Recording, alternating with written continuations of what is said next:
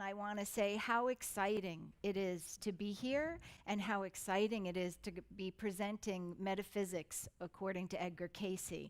We're going to be talking not only about karma, but reincarnation, the birth of the soul, vibration, how energies interact with people. We're going to talk about ideals and a little bit about affirmations if we have time at the end. It's a lot of stuff. This morning I was asked to give this presentation in 20 minutes to the staff and volunteers at the ARE. And so I can't tell you how nice it's going to be to have an hour and 15 minutes to do it. I feel like we'll actually be able to get some depth in here instead of just running like a freight train like I was this morning. So,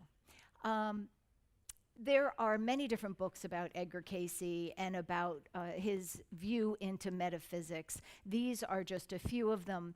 If you would like to have a copy of these, the slides, then I'm going to have my husband put out a piece of paper with a list where you can just give me your name and write PDF after it, after your email, and I will send it to you. So a little bit about Edgar Cayce. You know, when I was growing up, I didn't realize it, but later on my mother told me, well, Cindy, you were just a strange child.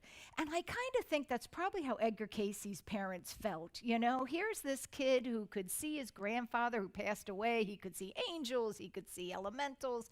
He had little pretend playmates that ended up being other little children that had passed on. So, you know, he had this ability to see or to be open to what we would say is beyond traditional viewing. He had that from birth, basically. He was a very religious man, and so you can imagine how when he started talking about reincarnation, it really kind of freaked his world out, I would imagine. But the reading said to him, don't go looking everywhere else for information. Just keep reading the Bible. The Bible is your source. Keep reading the Bible, but from this new view. And he was able to become very comfortable with the idea of reincarnation and karma. And so I'm not asking you to believe anything that isn't comfortable. I'm just asking you to keep an open mind today and then maybe go back to whatever your spiritual literature is and look and see it from this new point of view. And if it doesn't fit, you had a fun evening. I was going to say you had cookies. We don't get that today. But, you know, it's a good evening anyway. So I just want to start with getting everybody kind of attuned. One of the things that Cayce would say is doing a short chant, R-E-O-M, is a good way to tune the group together. And so it's split up a little bit more than it usually is, but R-E-O-M. So let's just do that together. R-E-O-M. One more time. A-R-E-O-M. And I don't know if anybody else knows it says A-R-E-O-M, but anyway, I don't know. It just was something that interested me. So metaphysics. Basically, my sister, I was talking to her on the phone today. She goes, what is metaphysics? Without a long explanation, because we were on the phone, and she was getting ready to go into physical therapy. I said, anything that science can't explain. She goes, oh, I get that. I can handle that. So metaphysics, what we're going to be talking about today are things beyond science. Now, what's interesting, though, is that science has now proven much of what we're going to be talking about today. Now, I'm going to start with some synchronicity. When I went to research this, I went up to the library. And synchronicity is one of the ways you know God's helping, right? When you find things in your life that kind of flow together. So I go to the librarian and I say, you know, where is it that Edgar Cayce put the creation story? What reading is that? And she goes, oh, you know, I just asked Kevin Tedeschi the same question. I'm researching the same thing. And I thought, well, isn't that synchronistic? And she says, well, it's not written in one place. Contrary to what most people think. It's written in a bunch of different readings, and people gathered it from multiple readings, the creation of the soul.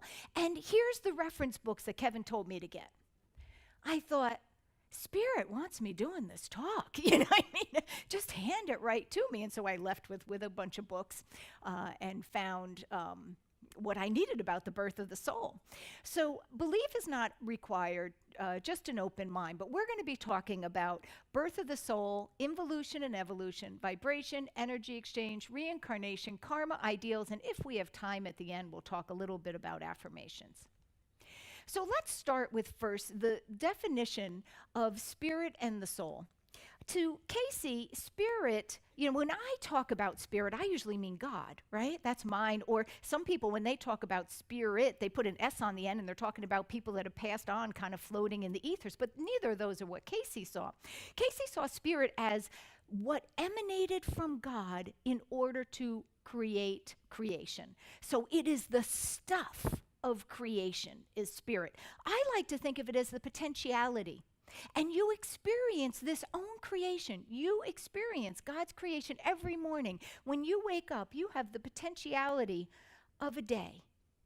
Could be a good day, it has potential of a good day or a bad day, right? We're going to see later how our mind is what determines what we do with that potentiality. And we're going to see that also is just like how God created. God created through the mind, through the thoughts, through vibration. And we create our day through our mind. How many times have you had a good day?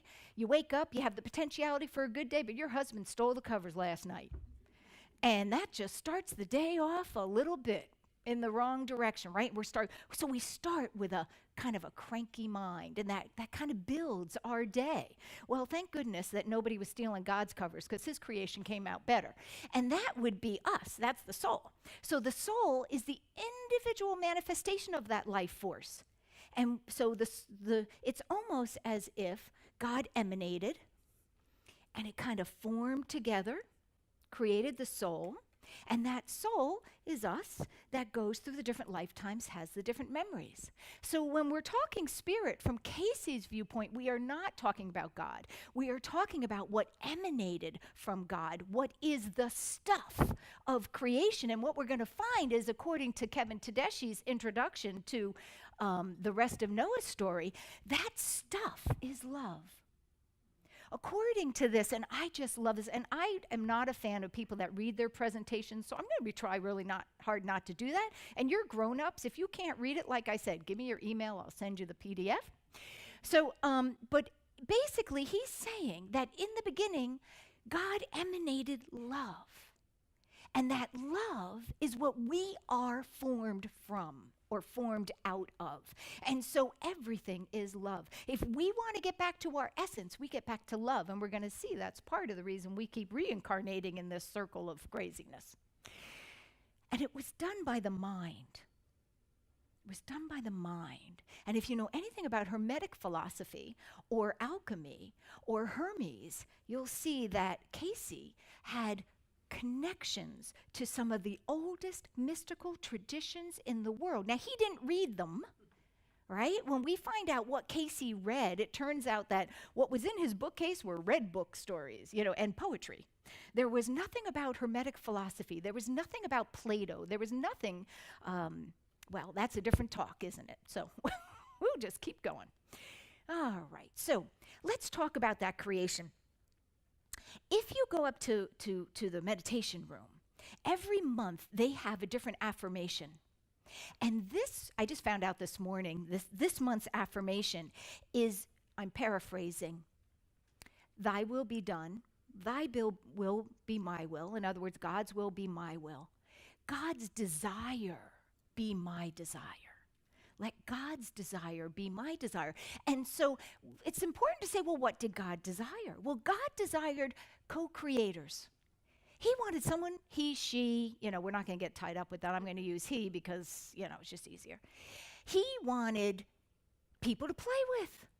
He wanted co-creators. He wanted to share. How many times have you gotten to a restaurant, you've eaten something really good? What do you say? You say, try this to your loved one, right? You want to share the good stuff.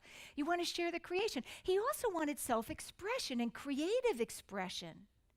So when we are following the desires of God, according to this affirmation I thought was so beautiful, when you say, thy will be done, also, you might want to think of God's desire be one with my desire. We're looking at co-creation and creativity.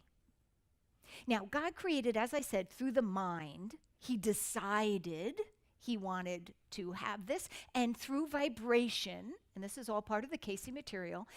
So God created through his mind and vibration the universe, the stars, the world, the whole kit and caboodle.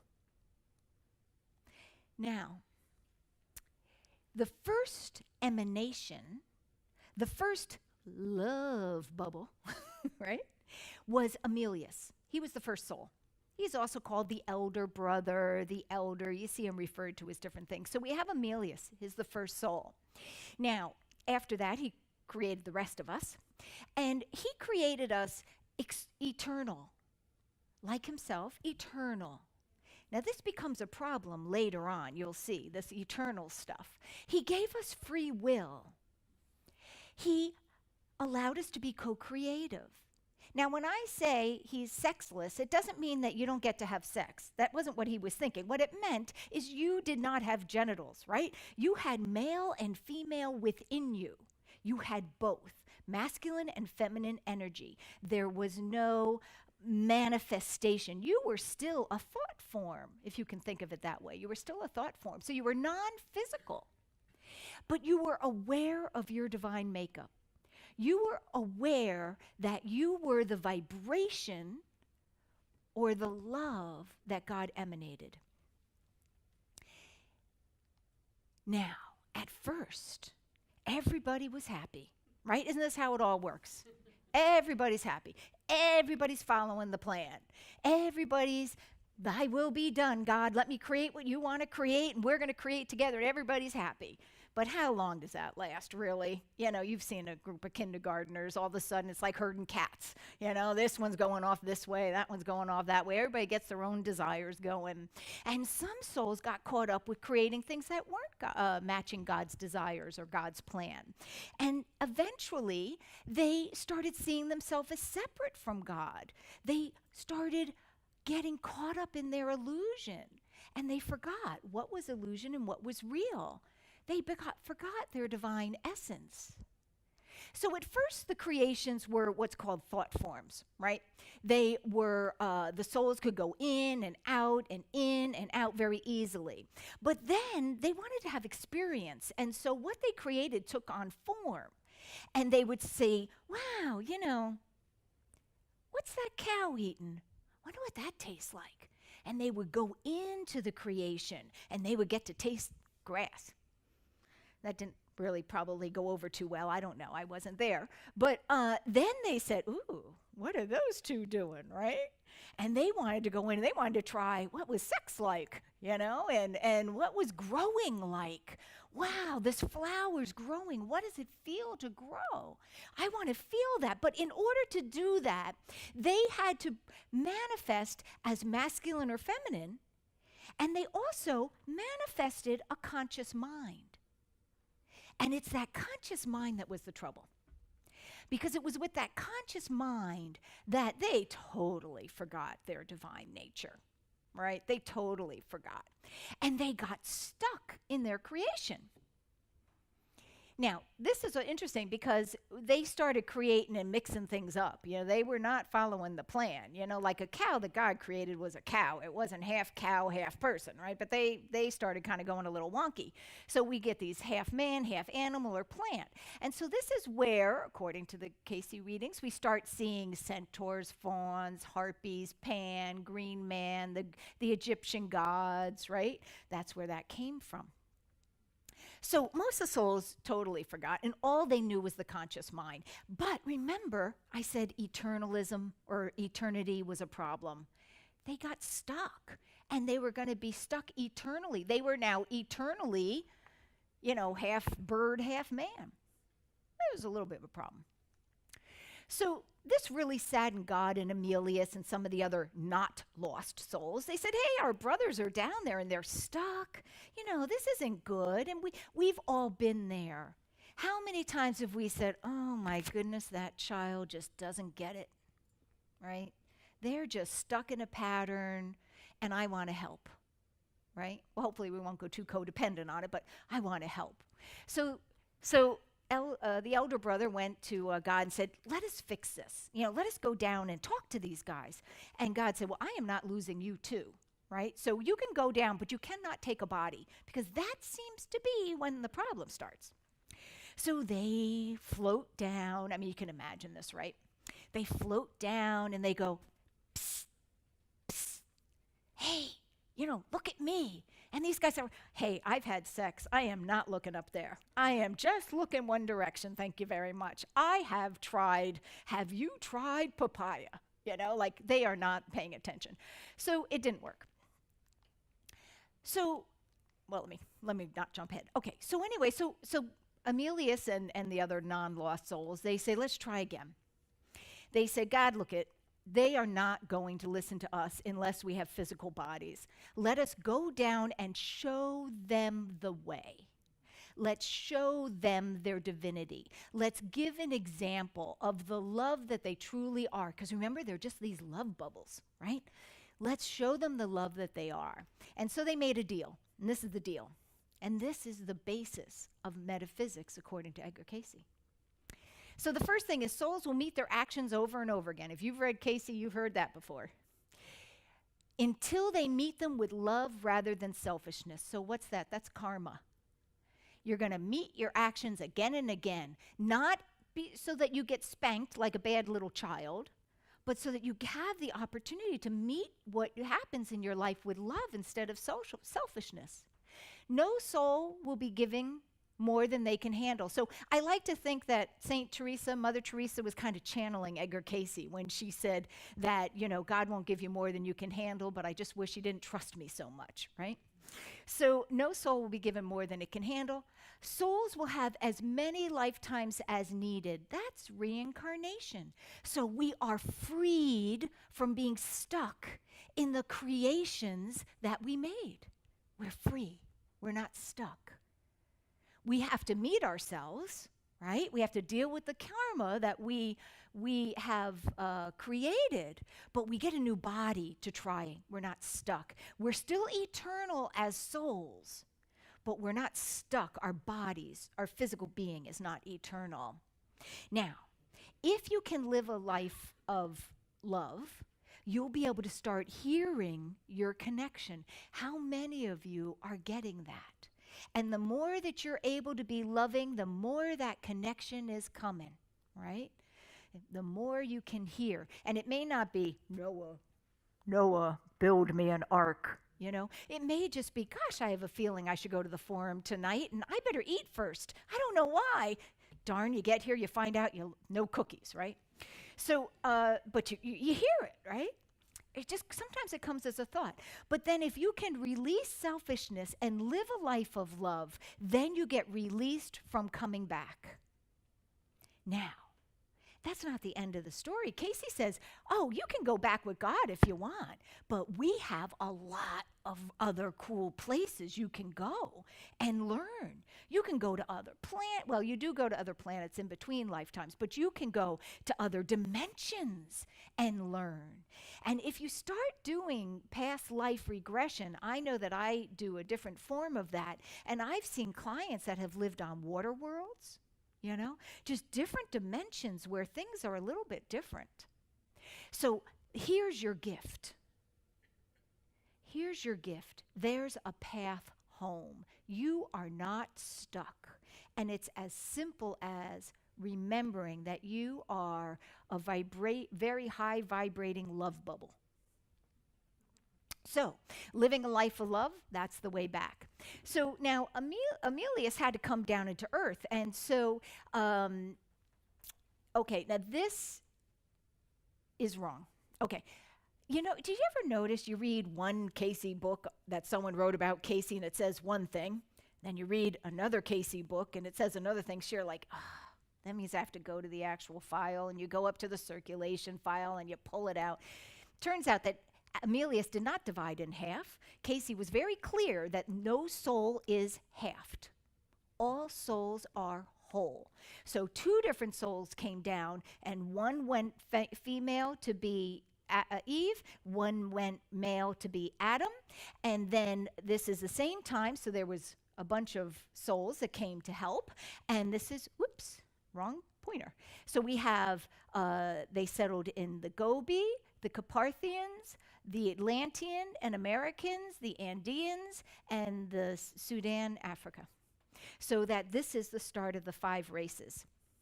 And I love this. It looks like Jesus says, let me pull you over to God, you know. Let me put you together. It said that Emilius had 33 lives, and not all of them were Christian lives. But 33 lives. Later on, I think it was Zend, maybe, or one of those at the end.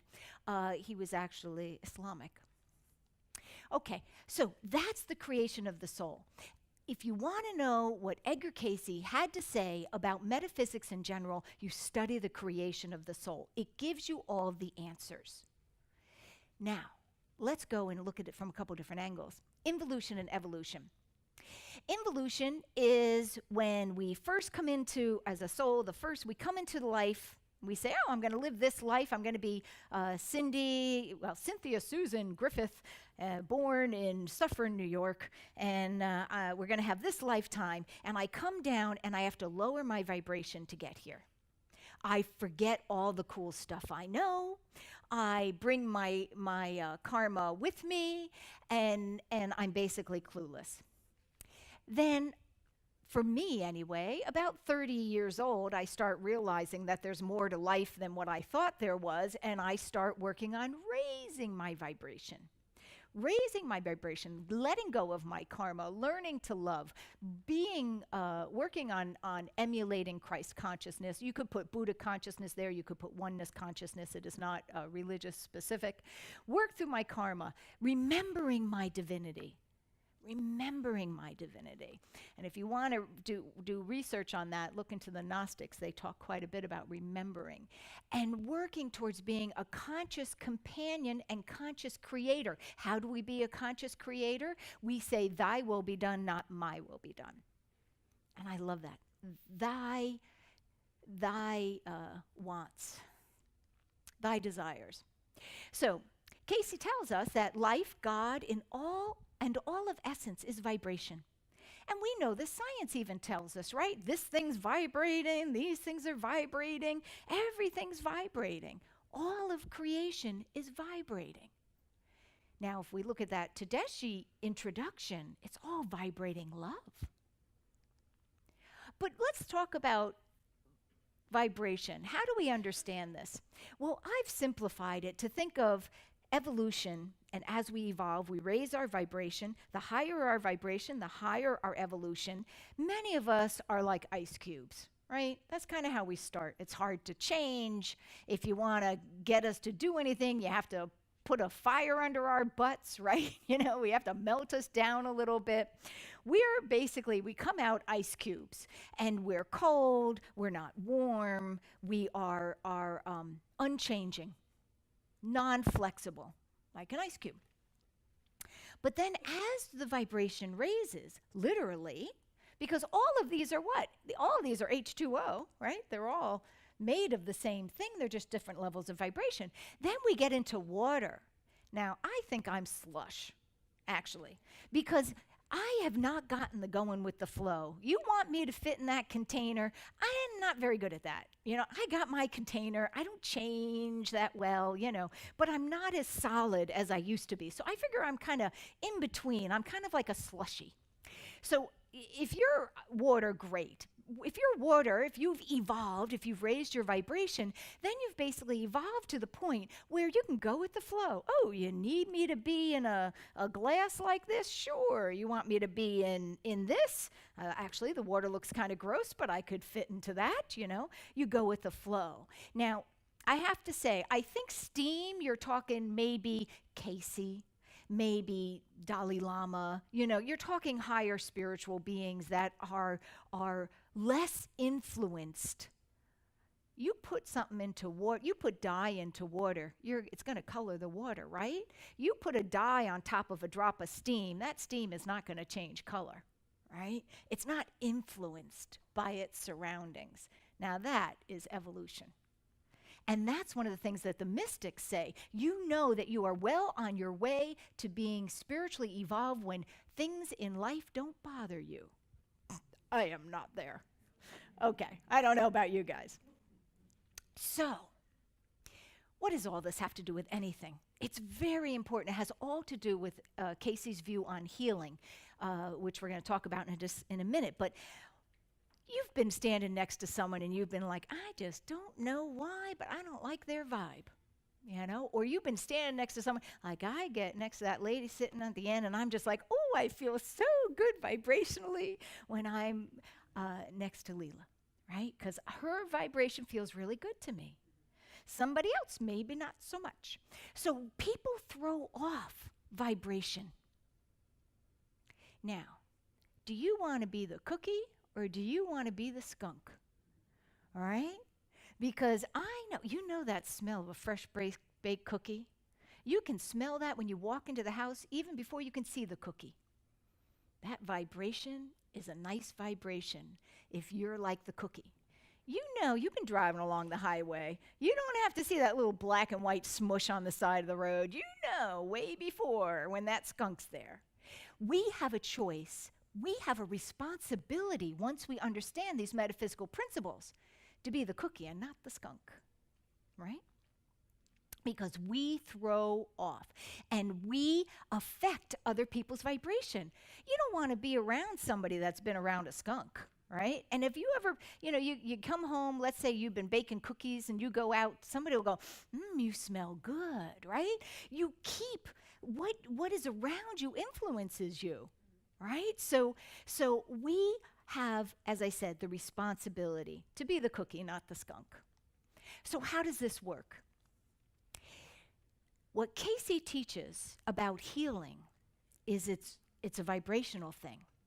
If you go if you ask for prayers, you know how they have, Cayce does the Glad Helpers, which is a prayer group. It's like prayer on steroids, right? You can, if you have been given permission, if they have been given permission, they will pray for you in a way that they raise their vibration as high as they can, and then they send that out by either saying your name or laying on of hands. They send out that high vibration, and what does it do? It starts you vibrating higher, right? And the concept is that disease and discomfort or dis-ease cannot exist in a higher vibratory level. And so whatever is not matching your vibration level is thrown off. I just love this picture because I think it explains it so perfectly. You know? But also, thoughts or deeds, and what Cayce said is what they may become crimes or miracles. So not only are we using this vibrational awareness for healing, but also for what we create in our life. It's like you get up in the morning and your husband stole your covers and you're cranky and it affects your whole day, right? You have done a crime. But you ever see those positive, and you can't be fake about it because everybody has a bad day, but you've ever seen those people that are in general just positive people? Things go better for them for the most part. Again, you can't fake it, but. And how do you shift your vibration? Through mindness, awareness, the use of will. So in other words, you recognize your husband stole your covers and you say, I do not want this to influence my day. This is not going to be what creates my day. I'm going to count my blessings.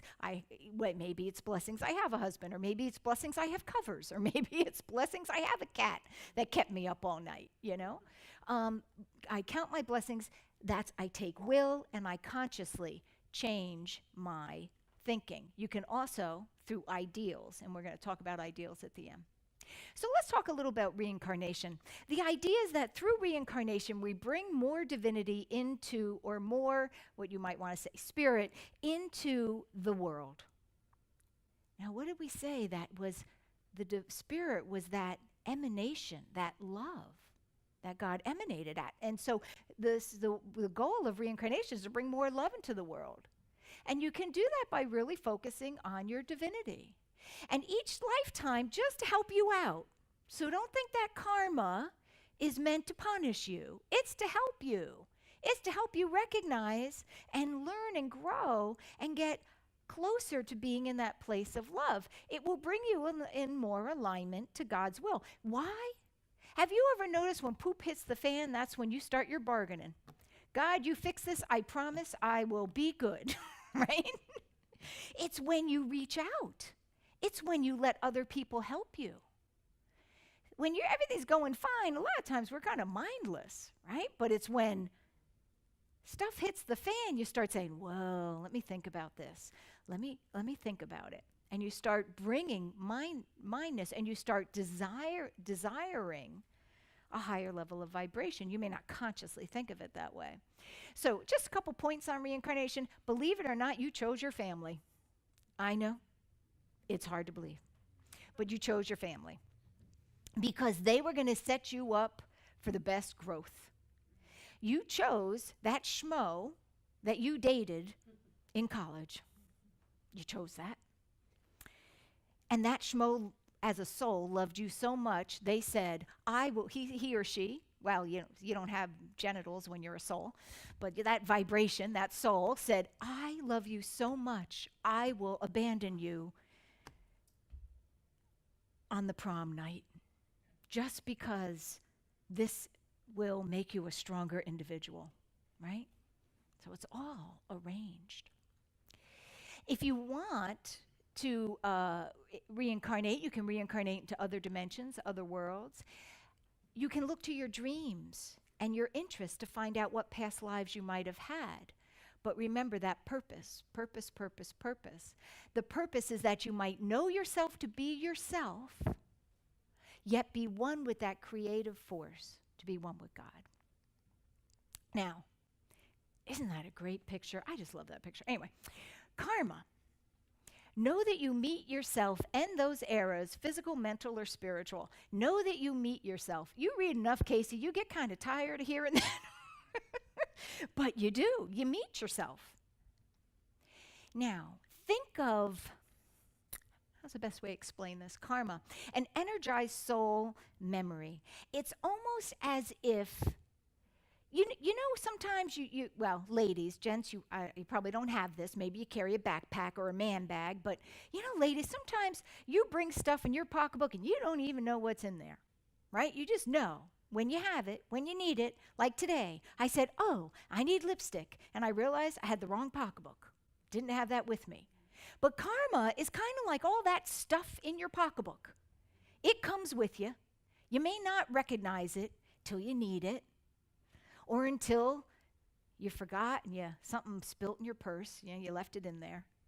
So energized soul memory. It has energy. It comes with us. It's soul memory. It comes with us, but we aren't always aware of it all the time. It is not retribution. I promise you, it is not punishment. Let's not look at good karma, bad karma. Let's look at what do I need to learn to grow. Karma will not override your free will. What does that mean? You have a karma eraser. You get the lesson, you learn the lesson, karma erased. You have free will. So you keep getting taken advantage by people, and you say, oh, it's just my karma. That is a load of poo-poo. It is not just your karma. It is the universe saying, did you get it yet? No? Okay. Let's give it to you again. Did you get it this time? No, it's just my karma. Okay. Let's give it to you one more time. The problem is, at first they send you this cute little monkey, this little monkey karma, and then it gets bigger, and it's an ape. And eventually, if you don't get that lesson, you get King Kong that you cannot avoid anymore. So let's deal with the monkey, right? If you start having a struggle, say, what is the lesson here? Not, oh my goodness, I'm being attacked by karma, right? What's the lesson? Because you have free will. Another thing that's different, I've never seen this in any other teachings on karma, is Cayce would say, you don't need to work that out with the person the karma was originated with. So I don't want to hear, oh, I have to be in relationship with this person because I was a schmo to them, and so I have to be good to them. Cayce would say, that's not true. You just need to learn the lesson to not be a schmo. You can do it with whoever you want. Now, remember, I said, In the beginning, you don't have to take everything home. You don't have to believe everything that you hear tonight. If you want to believe that karma is person to person related, you keep that belief. Don't let me mess with it. But I kind of like this. You choose, this is that free will thing, you choose to accent your worst traits and your best traits. We all have good and bad traits, and we choose. But it also is our karma next time. You choose to focus on your bad traits and accent those. Oh, well, I could be a con man. I'm a good talker. I could be a con man. I could get you to believe all sorts of stuff. If I misuse that, I'd have to deal with that next time. I'm using it for good. I can help you to understand, and I will be very clear. You don't have to believe a darn thing I say. I don't want that karma. Okay, but attitude and will, in other words, your head space and what you do with your life, will be much more important than any karma. Now, ideals. Wow, we're getting through this really quick. We'll have time for question and answers. Okay, so, and here we have cookies again. I must have cookies on the brain. Ideals. We are taught that ideals are not morals. Morals are outwardly given to us by a parent, a church, a temple, an organization, right? Morals come from the outside.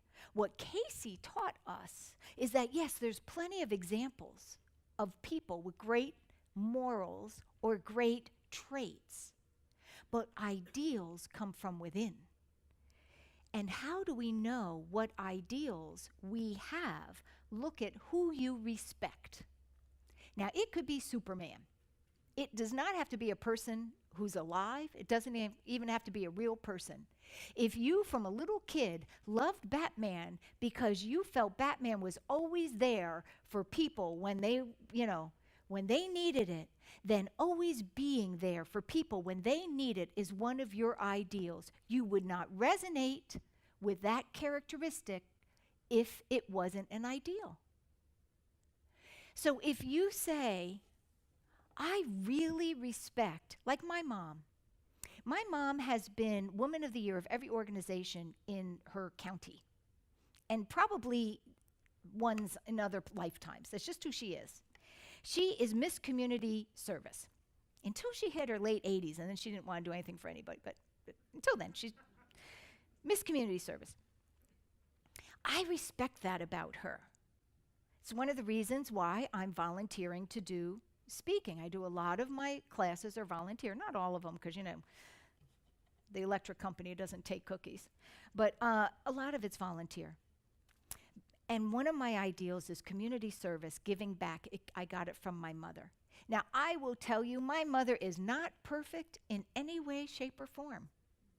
She was the most unnurturing mom you could have. You had to go to Dad for that kind of stuff. So when we look at ideals, we recognize that we have ideals. We have northern stars. We have navigational points. We have parts, we have energy that we want to emulate, but we do not in any way think we're going to achieve it. So what does this have to do with cookies? Well, let me tell you.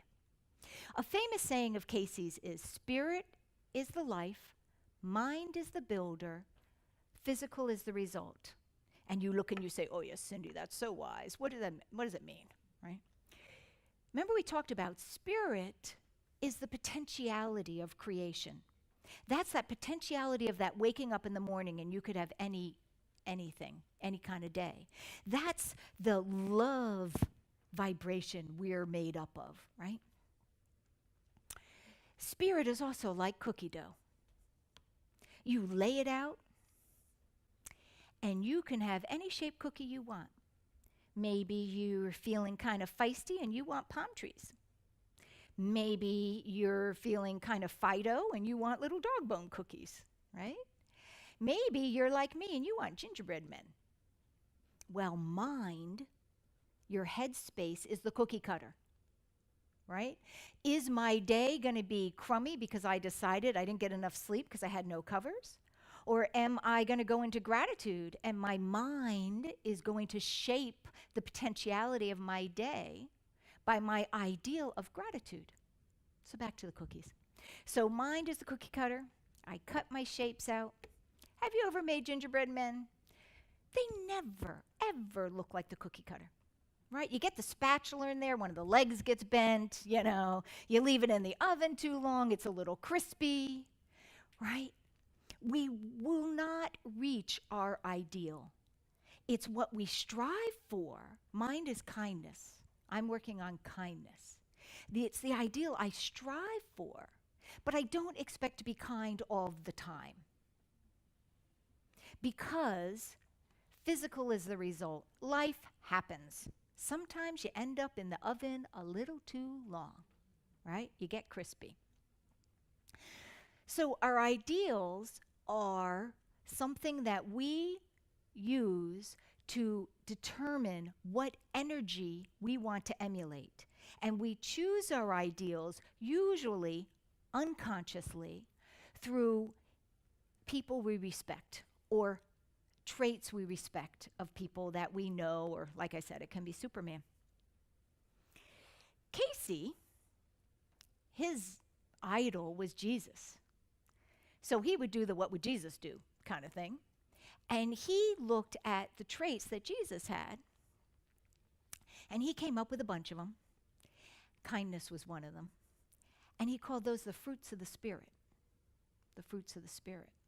The interesting thing, and this is just one of the reasons I love Cayce, it's so clear he had the ability to connect to the collective unconscious, the Akashic records, whatever you want to call that.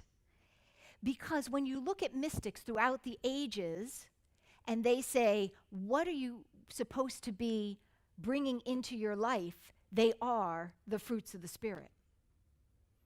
And the other traits, the other ideals. Now, an interesting thing, Cayce also said about ideals, if you don't have matching or at least complementary ideals, you're not going to get along, right? I had a guy, this is before my husband, let me just clarify that. I had a guy, I just thought he was the cat's meow. He was funny, he was Canadian. He was funny, never met a Canadian I didn't like. He was funny, we had good times together, but I feel very much that if I make a deal with you, I want you to come out of it and say, I got a good deal. And I want to come out of it and say, I got a good deal. This guy, not so much. He wanted to know that he got one over on you. That made him feel good. We couldn't be in a relationship because our ideals were so opposite. Now my husband and my sister and her husband, my brother-in-law, her ideals are community service and hard work. Her husband, my brother-in-law, his ideals are family and creative expression. The only time I've seen them argue is when community service was not home for dinner with the family. That's the only time I ever saw them argue. They've been married like 34 years or something, and they are a very good couple. It's only the time that, in that way, they weren't so incompatible, right? They would each respect each other's ideals, and they could get together. But this is why Cayce was never able to find oil. He wanted to find oil to fund the hospital, and his partners wanted to find oil to fund their pockets. The ideals were too contradictory. So what do we actually do to actually use ideals? How do we actually use them? And I apologize for the contrast on this. But Cayce would tell us, you have your spiritual ideal, and it's usually something fluffy, like mine's kindness, love, mercy, patience. Don't try patience. I'll tell you why in a minute. Patience, non-judgment, another one I wouldn't start with. You start with that. You decide where you want to use it, right? And then you have what headspace, what cookie cutter do I need to bring that into my life? What headspace, what cookie cutter, what mindset? And then what are you going to do? Because just to talk about it isn't really doing it, right? You have to actually do it. So what physical action are you going to take? So this is a story that I made up so I can make it as heart-wrenching as possible. This is a story I made up about how to use ideals in your life. In my pretend story, I decide that I work in an office with cubicles. And I work next to a lady named Sally who has a cat named Mimi. And the only thing in the cubicle are pictures of Mimi, and there's a picture of Sally and her mom. Now, some of you have taken my ideals class, so you've heard this before. So I decide I want to practice kindness. Now remember, an ideal is an energy that you bring into a situation. It's not to solve a problem. It's how do I want to be during a problem, right? So I'm really struggling with being kind to Sally. So I say, what headspace do I need to be kind? Well, I need to be more patient, because I am not patient with the Mimi stories. Let me tell you that. Maybe if I understood her better, maybe if I understood her, I could be kinder. And then I need to practice non-judgment, because I judge her up and down the sides of the street, you know? So I said, okay, so I'm going to practice patience. Now, one of the things is with ideals is we have to give them to ourselves as well. So I need to be kind to me. So when I say I'm going to listen to a Mimi story, I am not going to listen to 5 Mimi stories. I'm going to listen to 1 Mimi story, right? You know, I'm going to have some boundaries. So I listen to the Mimi story, and I don't interrupt, which is really hard for me, and I get through it. I'm through it. Okay, that's my 1 Mimi story. Then I say, okay, I want to understand her, so I'm going to have lunch with Sally. So I decide to have, and I apologize because I know there's a Sally here, so I apologize. I'm going to have lunch with Sally. And so during lunch, I find out that Mimi was her mother's cat. And Sally had spent her whole life taking care of her mother. And that's all she did. So she didn't really have friends because she spent her whole life taking care of her mother. And then on her mother's deathbed, remember I said I can make the story as sad as I want. On her mother's deathbed, she said, Sally, take care of Mimi like you took care of me. I understand now. I understand why the only thing in Sally's cubicle is pictures of Mimi, because Mimi's mommy. Am I here to fix that situation? No. I just want to bring kindness into my interactions. And now that I understand, I can be more kind to her. So I go to the Keurig, because you know they don't have water coolers anymore at work. Everybody has Keurigs. So I go to the Keurig, and all my coworkers are going, I saw you got stuck with a Mimi story. And I say to them, you know, I understand Sally better. And I walk away. I do not engage in the gossip. So this is how I take Cayce and make it real. This is how I take ideals and I bring them into my life. It's one of what I think is one of the most usable, because it's cool to know about karma and past lives and that you go to different planets in between lifetimes. But this is usable. So I hope if you take anything from today's talk, it's that you go home and you try and say, what ideal, what do I respect about someone else that maybe I can implement? What headspace do I need? And what physical action can I take? Now, you don't have to do 3 things. Try 1. But the reason I say don't try patience or judgment, non-judgment, is because you attract what you're working on. And I don't want you stuck in a grocery line behind the woman with 600 coupons and a checkbook. Or I want you not to be stuck on Route 64 for 5 hours. And with non-judgment, I don't know about you, but I have trouble with people that just are not being smart. So don't pick a hard one. That's why I figured I can deal with somebody being a schmo to me. You know, I can do kindness. Now, we're going to finish up with affirmations, and then we'll have time for some question and answer. And if you think of a situation that you want to bring an ideal in, we can actually work some of them out, you know. Now, this is what I have to say about affirmations. Affirmations work a number of different ways. But one of the things that they work through is this vibration I was talking about. If you cannot relate, and I specifically picked difficult to understand affirmations for this picture. If you cannot relate to an affirmation, there's no way you're going to be able to vibrate, right, at the level of the affirmation. You always want affirmations to be positive. Why? Because you want to be vibrating positive. So you do not say, I am no longer fat. You know, like that. You don't go in the negative, right? You go in the positive. I am feeling well and trim, right? You want to go positive. You also don't want to be like so unrealistic that your body's going, oh, pfft, yeah, right, you know? So you may say, I am healthy. I am becoming healthier in every day. So anyway, so I picked some particularly odd or difficult affirmations because I wanted to let you know, Cayce has some beautiful affirmations, but they're in Cayce language, which, what does that mean? It's like, what does that mean, right?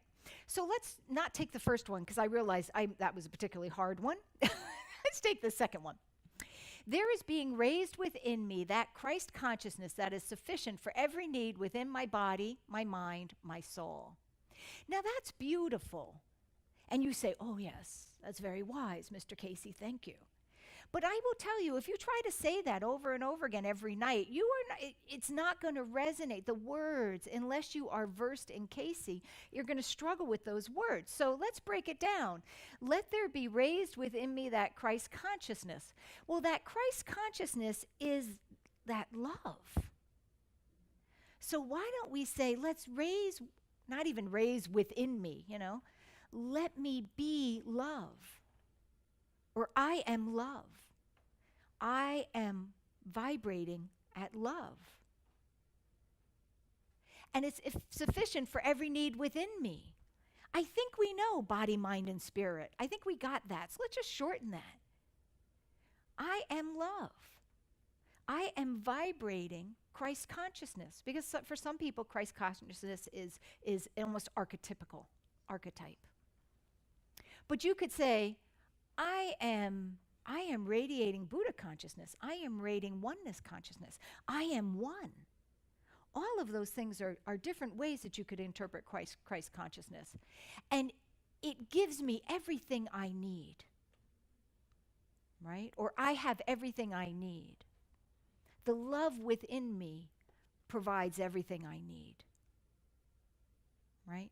So that when you see some of these kind of bizarre quotes or affirmations, now I have been told one of the reasons why Cayce specifically would give you these long affirmations is so it would keep your mind busy so that your soul could get activated. Right? When do you get the best information? It's when you're driving or when you're in the shower. Am I right? Like, aren't we brilliant? We should have like one of those notepads in the shower. Or driving. I have Siri now that I can say, take a memo, you know, and my watch will do it for me. But it's because our mind is busy. Our mind is busy. It allows us to do that. So if you need the busy mind, my goodness, then go ahead, knock your socks off and memorize that thing. But if that's not your goal, it's okay to shorten it. The same thing with prayer. It's okay to shorten it.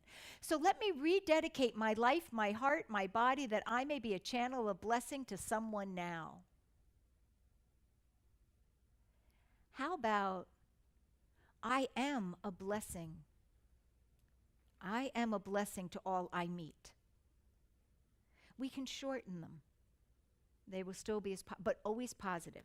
Always keep it in the positive. So that's affirmations. Affirmations work not only vibratory, but they tell the mind over and over again.